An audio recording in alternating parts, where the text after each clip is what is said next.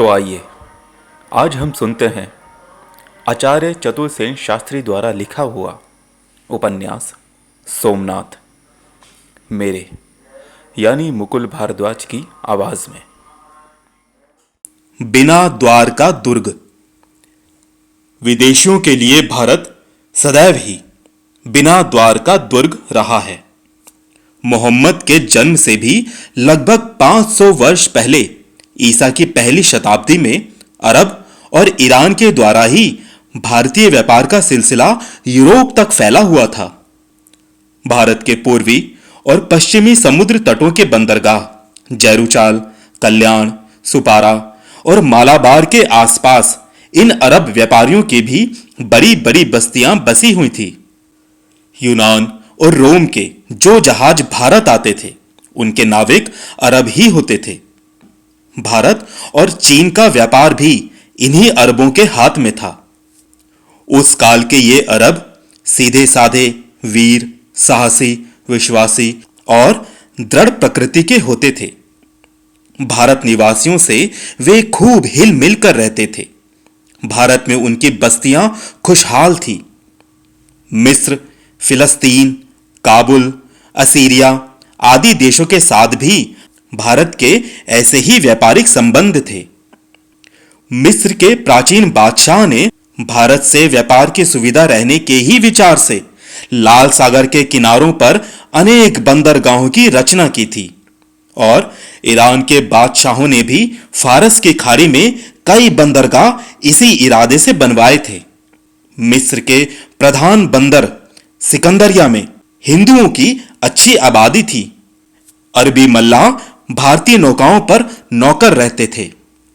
इस्लाम का जन्म होने पर भी अरबों का वैसा ही संबंध भारत से कायम रहा, परंतु इनमें अब नई सभ्यता, नया जीवन और नए आदर्शों का समावेश हो चला था। ये बात हम ईसा की 7वीं शताब्दी के लगभग की कह रहे हैं।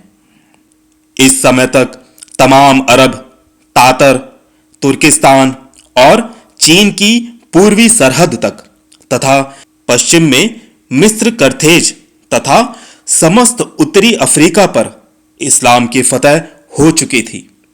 मुसलमानों ने निर्दयता से प्रबल रोमन साम्राज्य को चीर फाड़ डाला था और वे स्पेन में जा दमके थे। उनकी विजयनी सेनाएं जंगलों, मैदानों, पहाड़ों और नदियों को पार करती हुई भारत की सीमा तक पहुंच गई थी और उन्होंने ईरान के बेड़ों को जल समाधि देकर हिंद महासागर पर अपना एकाधिपत्य जमा लिया था तथा हिंद महासागर के व्यापार को हथिया लिया था। इस समय जबकि मुसलमान सत्ता मध्य एशिया और यूरोप में अपनी जड़ें जमा रही थी, भारत में सम्राट हर्षवर्धन का देहांत हो चुका था। पुरानी और नई जातियों ने नवीन राजपूत शक्ति को जन्म दिया था, जिन्होंने मध्य भारत तथा उत्तर पूर्वीय भारत में अनेक खंड राज्य स्थापित कर लिए थे। उनमें परस्पर युद्ध होते रहते थे। उन पर किसी बड़ी शक्ति का नियंत्रण न था। पुराने साम्राज्यों की राजधानियां खंडर हो गई थी। हिंदू कौम धर्म और जात पात के पचड़ों तथा अंधविश्वासों में फंसी थी। राजाओं की भांति ये धर्म संघ भी परस्पर लड़ते भिड़ते रहते थे। सन 712 में एक 20 वर्ष का साहसी मुसलमान युवक केवल 6000 घुड़सवार साथ लेकर बलोचिस्तान की विस्तृत मरुभूमि को पार करता हुआ बिना किसी रोक टोक के सिंध में आ धमका। ये हज्जाज का भतीजा मोहम्मद बिन कासिम था। हज्जाज इब्ने यूसुफ उन दिनों कोके का हाकिम था। उसी की आज्ञा से यह निडर लड़का सिंध में आया था। राजा दाहिर 10,000 सवार और 20,000 पैदल लेकर उसके सम्मुख गया, परंतु युद्ध में मारा गया। इस मुहिम से 17,000 मन सोना तथा 6,000 ठोस सोने की मूर्तियां, जिनमें से एक 30 मन की थी, साथ ही 20 ऊंट हीरा, मोती, पन्ना, माणिक लेकर वो वापस चला गया। उसने प्रत्येक मित्र शत्रु हिंदू को कत्ल कर दिया। जिस ओर से वो गुजरा उस राह के सब मंदिर ध्वंस कर दिए, सब गांव जला दिए, उनके घरों और निवासियों को लूट लिया। वो अबाल वृद्ध सबको तलवार के घाट उतारता गया। आपस की फूट और दुर्भाग्य के कारण कितने ही हिंदू राजाओं ने इस नवागत अत्याचारी खूनी लड़के का स्वागत किया। जिन दिनों सिंध पर यह गुजरा, उन्हीं दिनों मालाबार तट पर कुछ अरब व्यापारियों ने अपनी नई बस्तियां बसाई थी। वे अपने जीवन में शांत शिष्ट नागरिक थे। वे भारतीय स्त्रियों से विवाह करके वहीं रहने लगे। इसी समय हिशाम का एक कबीला भागकर भारत में कोंकण और कन्याकुमारी के पूर्वी किनारों पर बस गया। उन्होंने इन लोगों को रहने और घर बसाने में कोई बाधा न दी। हिंदू राजाओं ने इन विदेशियों की बड़ी आव भगत की, उन्हें मस्जिद बनाने और जमीन खरीदने की आज्ञा दे दी। इसका परिणाम यह हुआ कि 8वीं शताब्दी बीतते बीतते मालाबार तट पर मुसलमानों की बड़ी बड़ी बस्तियां बन चुकी थीं और वहां के हिंदुओं में वे अपने धर्म का प्रचार बड़ी लगन से करते थे। उनमें कोई मुल्ला ना था, परंतु प्रत्येक व्यक्ति प्रचारक था। उनके वैभव, धन और वीरता से मालाबार तट की दरिद्र नीच जातियां प्रभावित हो गईं। उनके विचारों, आचरणों, रीतियों और स्वभावों को ये जातियां चाव और कौतूहल से देखती थी। उनका धर्म सीधा साधा और उपासना हृदयग्राही थी। वे दिन भर में अनेक बार नमाज पढ़ते थे। नमाज की सफबंदी, रोजों की सख्त पाबंदी, खैरात और उसके नियम, परस्पर सामाजिक सभ्यता आदि के सिद्धांत, ये सब ऐसी बातें थीं जो तत्कालीन दलित हिंदू वर्ग की जातियों को, जो मालाबार तट पर फैली हुई थी, प्रभावित किए बिना ना रह सकती थी। ये अरब योद्धा भी थे और वे आसपास के राजाओं को लड़कर उनकी जमीनों पर अपने हिंदू राजा का अधिकार स्थापित करने में सहायता देते थे। जहां जहां राजा का अधिकार होता था, इन मुसलमान व्यापारियों की मंडियां भी वहां वहां स्थापित हो जाती थी। राजा जमोरिन ने तो यह आज्ञा दे दी थी कि मकवान जाति के प्रत्येक मल्ला परिवार का एक आदमी अवश्य इस्लाम धर्म स्वीकार करे। इसका फल यह हुआ कि जब 10वीं शताब्दी में मसूदी ने भारत की यात्रा की, तो उसने 10,000 मुसलमानों की बस्तियां चौल में पाई थी। इस समय भारत में हिंदू धर्म और समाज में विप्लव मचा हुआ था। बौद्ध, जैन, शैव, शाक्त परस्पर भयानक संघर्षों, कुरीतियों और अंधविश्वासों में फंसे थे। ब्राह्मणों ने बौद्धों और जैनियों को नष्ट प्राय कर दिया था। शैवों और वैष्णवों की प्रबलता हो रही थी और वे आपस में उलझ रहे थे। राजनीतिक अवस्था छिन्न भिन्न थी। प्राचीन राजवंश जर्जर हो ही गए थे। राजपूतों के नए वंश जो उदीयमान हो रहे थे, अभी प्रतिष्ठित नहीं हुए थे।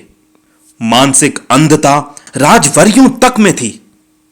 सांपत्तिक दृष्टिकोण से यह युग एक संपन्न युग था, परंतु इस संपदा के भोक्ता देश के सब लोग न थे।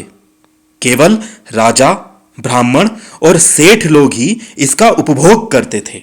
शेष लोगों की दशा अति दयनीय थी। संपत्ति के सबसे बड़े भाग के भोक्ता राजा लोगों के राजमहलों में विलासपूर्ण आहार विहार के अद्भुत साधन उपस्थित थे। उनके राज दरबारों में कितने ही कवि, कलाकार, चापलूस, मस्खरे सदा बने रहते थे। दास दासियों की फौज के बिना उनका काम नहीं चलता था। घरों में स्त्रियों की पलटनें भरी रहती थी। उनकी नैतिकता और दायित्व का कोई मापदंड न था। युद्ध में भी इनका भारी व्यय होता था और यह युद्ध प्रायः बिना किसी उद्देश्य के निरर्थक विजय या परस्पर की ईर्ष्या या कन्या हरण के लिए किए जाते थे। इनकी मनमानी के समर्थक ब्राह्मण थे, जो इनसे बड़ी बड़ी दक्षिणा लेते थे। ब्राह्मणों ने बड़े बड़े देवालय और मंदिर बना लिए थे, जहां हिंदुओं की अतोल संपदा खींची चली आती थी। इन राजाओं के पारस्परिक संघर्षों तथा धर्म केंद्र मंदिरों की बड़ी चढ़ी समृद्धि के बड़े चढ़े वर्णन देश देशांतरों के डाकुओं के कानों तक पहुंच चुके थे। महमूद ने स्वयं आकर यह संपदा देखी और लूटकर मालामाल हो गया। वो एक सफल साहसी डाकू था। वो देख चुका था कि भारत की इस अटूट संपदा का कोई रक्षक नहीं है। उस समय भारत भूमि के राजा परस्पर की कलह, ईर्ष्या और अभिमान में चूर थे। अपने बड़प्पन के नशे में वे दूसरे को देख न पाते थे। आलस्य और अविचार उनमें भर गया था। वे अफीम घोलते, मद्य पीते और रस रंग में मत्त रहते थे। प्रजा में भी एकता न थी। अनेक पंथ, अनेक मत, अनेक विचार, अनेक अंधविश्वासों ने उनके मन में घर कर रखा था। छुआछूत का भूत उन्हें ग्रस चुका था। धर्म के नाम पर अधर्म उनके नित्य कृत्य हो चुके थे। इस प्रकार इस काल में भारत की एकता भंग हो चुकी थी। उसका जीवन बिखर चुका था। प्रबल धक्का देकर संपूर्ण भारत की राजनीति व धर्म नीति को एक सूत्र में बांधने वाला उस काल में कोई पुरुष देश में नहीं था। हिंदुओं के इस अरक्षित जीवन से लाभ उठाकर मुसलमान साधु फकीर सैकड़ों की संख्या में संपूर्ण भारतवर्ष में फैलकर बस गए थे। वे देश के दीन दरिद्रों को धड़ाधड़ मुसलमान बना रहे थे। इनमें एक साधु बाबा फकरुद्दीन थे, जो तेन्नुकोडा में रहते थे। उन्होंने वहां के राजा को मुसलमान बनाया था। मलिकुल मलूक और उसका साथी अलियार शाह ऐसे साधु थे, जिन्होंने 11वीं शताब्दी के मध्य काल में मदुरा में अनगिनत मुसलमान बनाए थे। मुल्तान और सिंध की विजय करके जब कासिम लौट गया, तब उसके लगभग 300 वर्ष तक और कोई आक्रमण भारत पर नहीं हुआ। महमूद के आक्रमण काल में भारत के पश्चिमी प्रांत के कुछ हिस्सों पर मुसलमान शासक था और काठियावाड़, गुजरात, कोंकण, दाकवल्य, सोमनाथ, भड़ौच, खम्मात, सिहाना और चौल में उनकी बस्तियां बस रही थी। यद्यपि काबुल में इस समय भी एक ब्राह्मण राज्य कर रहा था, परंतु मुसलमानों से सभी को दिलचस्पी थी। बहुत राजा उनसे प्रेम करते थे। मुसलमान फकीरों का सर्वत्र मान होता था और ये बिना ही जोर जुल्म और तलवार के भारत में इस्लाम का बीज बोते और मुसलमान आक्रांताओं को सब संभव सहायता देते थे। उस समय के वातावरण में यह संभव भी था। अलबरूनी लिखता है कि हिंदू धर्म इस योग्य नहीं रह गया है कि उसमें ब्राह्मणों के सिवा कोई व्यक्ति आत्मसम्मान से रह सके। ब्राह्मण और क्षत्रिय ही इस काल में सर्वे सर्वा थे। और इस प्रकार भारत उन दिनों विदेशी आक्रांताओं के लिए बिना द्वार का दुर्ग बना हुआ था।